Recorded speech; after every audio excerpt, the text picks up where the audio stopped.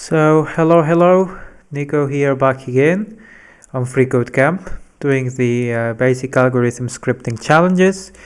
Today we have boo-hoo. So here we have to check if this argument is a Boolean, which is a data type in JavaScript. And if it's a Boolean, we have to return true. If it's not a Boolean, we have to return false. Let's do it in a very primitive way, since it's a primitive value. If type of bool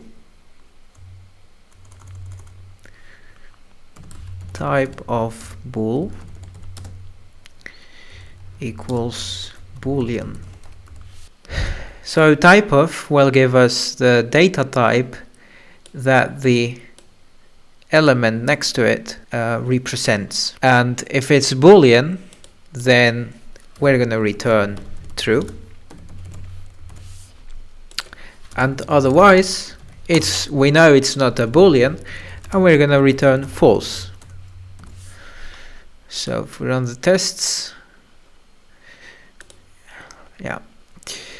now there's another way without so much chaining that we can do, which is we take this condition right here and we just say